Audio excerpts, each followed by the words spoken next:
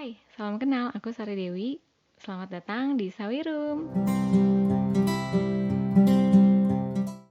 Jadi hari ini aku mau cerita sama kalian buku yang sudah aku baca, judulnya Funicula, atau bahasa lain judulnya itu Before Coffee Gets Cold, karyanya Toshikazu Kawaguchi. Oke, aku coba cerita ya sinopsisnya kayak gimana. Jadi ceritanya itu ada sebuah kafe di gang kecil Tokyo yang bernama Funicula. Kafe ini udah terkenal banget. Terkenal karena legendanya yang sudah tersebar kemana-mana bahwa kafe ini bisa mengantarkan pengunjungnya ke masa lalu. Jadi kayak semacam time traveler gitu ya. Kalian bisa bayangin, kafenya itu ada di basement, nggak ada jendela, nggak ada pendingin, cuman ada apa tuh namanya, kipas angin di sudut ruangan, tapi somehow cafe itu terasa sejuk bahkan di musim panas.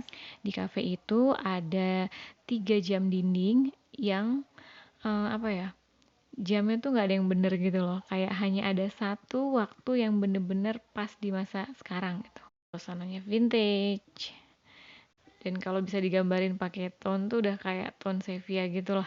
Dan ceritanya itu, pada suatu musim panas, ada 4 pelanggan yang ingin berkelana ke masa lampau mereka masing-masing. Jadi di buku ini tuh bakal ada 4 bab yang menceritakan masing-masing karakter dari pengunjung tersebut. Ada seorang kekasih, ada seorang istri, ada seorang kakak, dan juga ada seorang ibu. Somehow ceritanya memang terlihat terpisah, tapi ini saling terkait satu sama lain. Untuk dapat pergi melintasi waktu, mereka harus mematuhi peraturan yang ada, yaitu ketika mereka sudah kembali ke masa lalu, mereka nggak boleh pergi dari kursi yang mereka dudukin di kafe tersebut. Dan perjalanan menembus waktu ini hanya dapat dilakukan jika kopinya masih hangat. Jadi makanya judulnya Before Coffee Gets Cold, karena nggak boleh tuh mereka sampai kopinya tuh dingin gitu. Dan peraturan yang paling penting adalah mereka nggak bisa mengubah kenyataan yang sudah terjadi di masa kini. Nah, kedengarannya kan kayak sia-sia banget ya, ngapain juga perlu ke masa lalu, bahwa kenyataannya kan nggak bisa diubah juga gitu. Tapi ini yang menarik sih kalau menurutku ya. Um, Apakah cerita ini bakal berakhir sia-sia atau malah menjadi makna yang bisa mereka dapatkan setelah menjelajahi waktu lampau. Jadi buku ini buat siapa sih? Kalau menurut aku ya, buku ini tuh cocok banget buat kalian yang pengen banget bacaan ringan.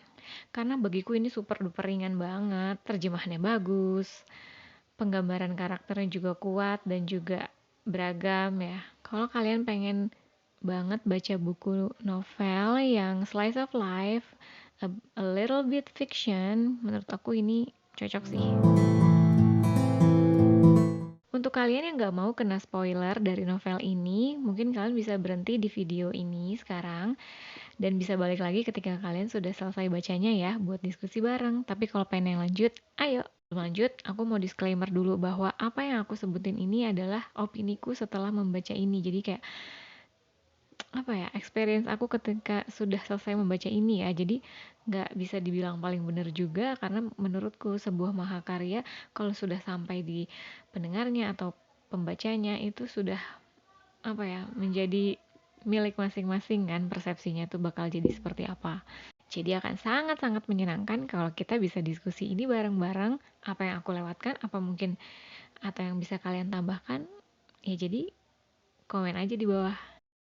My thoughts on this book, super ringan, bukunya enak banget buat dibaca, dan konsep time traveling, konsep kembali ke masa lalu, itu kan memang sudah banyak ya di film dan juga di buku tuh diceritain kayak gitu.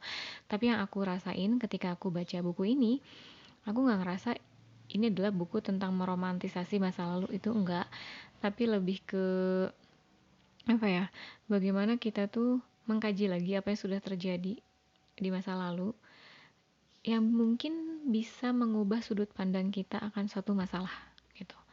Jadi lebih ke kita ngotak-ngatik sudut pandang nih, oh ternyata nggak seburuk itu ya, oh ternyata apa nih yang salah, apa yang salah dari pandangan kita gitu. Jadi lebih ke apa ya, praduga-praduga yang sebelumnya kita buat ternyata memang bukan itu kenyataannya gitu. That's why di buku ini peraturannya adalah tidak boleh tidak boleh, nggak bisa mengubah kenyataan yang sudah terjadi di masa ini. Jadi karena emang bener kan di sekarang tuh iya memang mau kembali ke masa lalu ya nggak ada mesin waktu juga gitu. Jadi buku ini kalau menurutku lebih ke perumpamannya adalah kita bisa kembali ke masa lalu melalui kafe tersebut. Tapi yang aku tangkap adalah ketika kita di kafe mungkin ngobrol sama orang, kita bisa ngobrol lagi apa yang terjadi di masa lalu, kita refleksi lagi, ngobrol lagi lebih tenang dengan kopi, tanpa distraksi yang lain-lain. Seperti itu sih kalau aku nangkepnya. Jadi buku ini tuh enak banget buat dibaca. Jadi kalau misalkan kalian mau baca, coba ya komen di bawah, kali aja kalian punya pandangan yang lain setelah baca buku ini. Nah kalau menurut aku segitu dulu ya, semoga bermanfaat buat kalian. Dan sampai jumpa di video selanjutnya.